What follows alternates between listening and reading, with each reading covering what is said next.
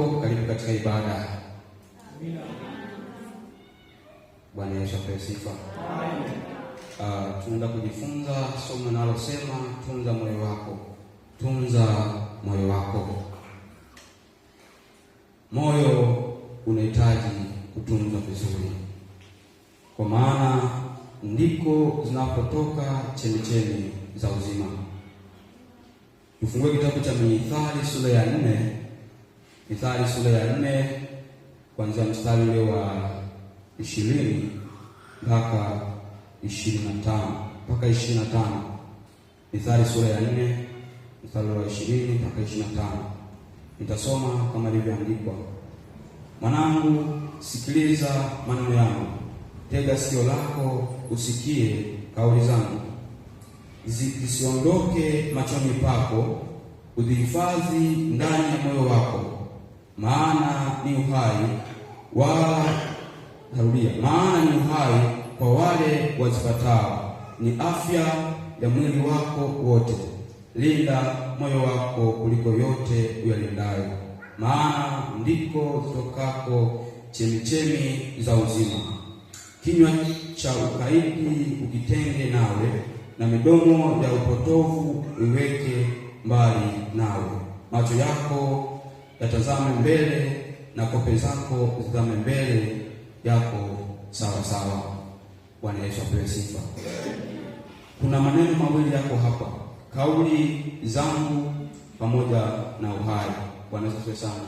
Anasema, mwanangu, sikiliza maneno yangu na tega sikio usikilize kauli zangu. Kauli za Mungu ni maneno ya Mungu. Yesu asifiwe sana.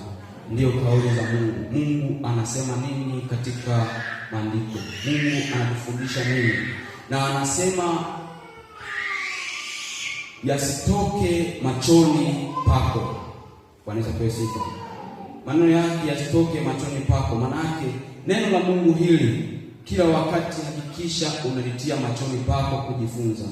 Yesu asifiwe sana. Kwa maana unapokuwa unajifunza neno hili, unajaza maneno ya Mungu ndani ya moyo wako. Neno la Mungu ni chakula cha moyo. Yesu asifiwe sana. Maana unapojaza neno la Mungu, ndipo chemichemi za uzima zinapotoka. Bwana Yesu asifiwe sana. Hayo ni maneno ya utangulizi. Haleluya. Huwa Mungu anaangalia matamanio ya moyo. Bwana Yesu asifiwe sana. Huwa Mungu anatazama matamanio ya moyo. Unaweza ukawa unaomba sana, maombi ya muda mrefu. Unaweza ukawa unajionyesha ni mtakatifu mbele za watu. Unaweza ukajionyesha namna gani unatembea katika ulimwengu, watu wa kusifu. Lakini kama matamanio yako ya moyoni mwako yamejaa uharibifu, wala Mungu hautakuwa naye. Bwana Yesu asifiwe. Mungu anaangalia matamanio ya moyo wako. Matamanio ya moyo wako. Tunajifunza kwa Danieli. Danieli ameweka ile nia ya kutaka kuomba Mungu. Siku ya kwanza anaanza kuomba, akapokea majibu yake. Bwana Yesu asifiwe. Kwa sababu Mungu alitazama matamanio ya Danieli ndani ya moyo wake. Mungu aliona kulia kwa Danieli ndani ya moyo wake, na ndio maana Mungu akampa majibu yake. Bwana Yesu asifiwe sana. Tunajifunza kwamba inatakiwa matamanio yetu yawe mazuri. Na ndio maana nasema tunza moyo wako. Tunza moyo wako. Nini unakilisha? Nini unalisha moyo wako? Ili matamanio yako ya matamanio ya kumwona Mungu. Bwana Yesu asifiwe sana. Tusome kitabu cha Mathayo ili tupate ufafanuzi zaidi. Kitabu cha Mathayo sura ile ya 5 na kuanzia mstari wa 21. Tutasoma kwa ufupi tu. Mathayo sura ya 5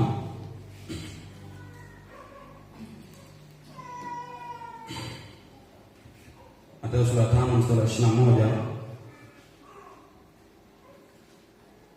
Neno la Mungu linasema, mmesikia watu wa kale walivyoambia, usiue, na mtu akiua itampasa hukumu.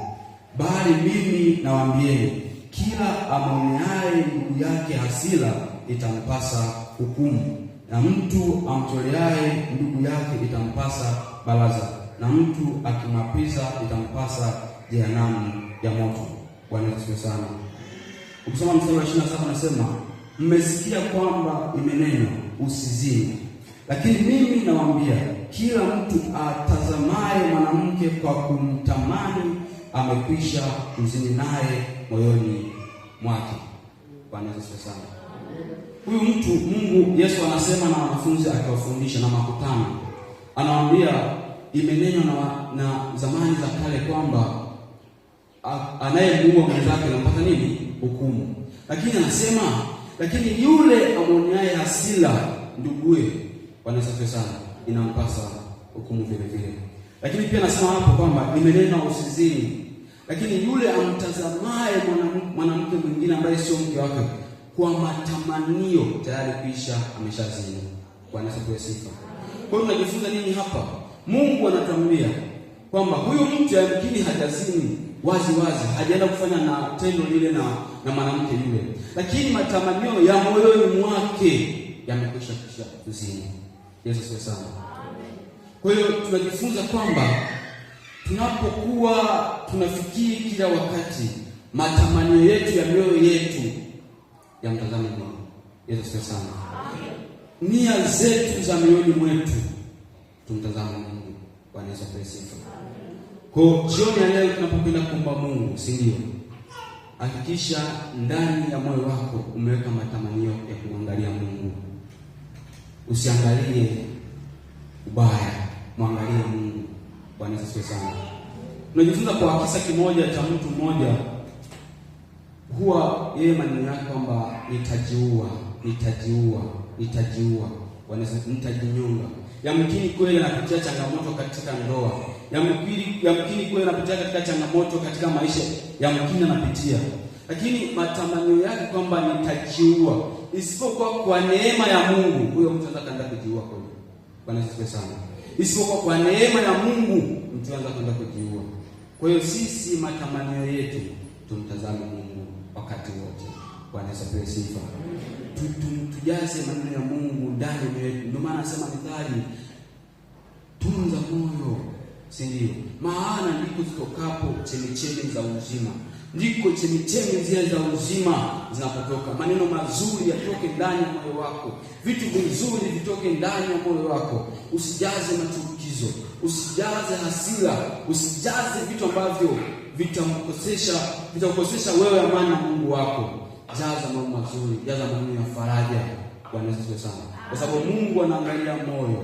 Mungu kabla jana mbele za Mungu kuomba, Mungu ashachunguza moyo wako. Ashaweka pale, ashaka video yake. Huyu anaenda kuja kuniomba lakini ndani ya moyo wake haiko sawa. Yesu asifiwe sana. Tayari kashaangalia. Kwa hiyo ndugu zangu, jioni ya leo tuende kujifunza. Tuende kumba Mungu wakati mioyoni mwetu tuko sawa. Yesu asifiwe sana. Tuwapeleka mambo mabaya ndani ya moyo wetu. Tunajifunza kwa Sauli ambaye ni Paulo. Alikuwa anawaua watu ambao wanahubiri injili ya kweli. Anafanya mambo mabaya. Lakini Mungu alimwangalia moyoni mwake kwamba huyu atakuwa mtumishi wangu. Kwa kuwa ana ile nia ya kumtumikia Mungu. Alikuwa hajui kama Mungu wa kweli ni yupi. Lakini alikuwa na nia kwamba huyu Mungu anayemtumikia anamtuma sheria hizi. Lakini mwisho wa siku Mungu akasema huyu atakuwa mtumishi wangu, akambadilisha. Kwa sababu Mungu aliangalia moyoni mwake kwamba huyu atakuwa ni mtumishi wangu. Bwana Yesu asifiwe sana. Kwa hiyo wapendwa, tusimame na tuitunze mioyo yetu. Na ukiachana na habari ya maneno ya Mungu, lakini pia unapotunza moyo wako pia ni afya. Yesu asifiwe sana. Kama Mithali pia ilivyosema ni afya na ni uhai. Bwana asifiwe sana. Tuitunze mioyo mwetu. Tusijaze vitu ambavyo vinachukiza mbele za Mungu. Matamanio yetu yawe matamanio ya kumwangalia Mungu wakati wote. Bwana asifiwe sana. Basi alisikiza neno na Mungu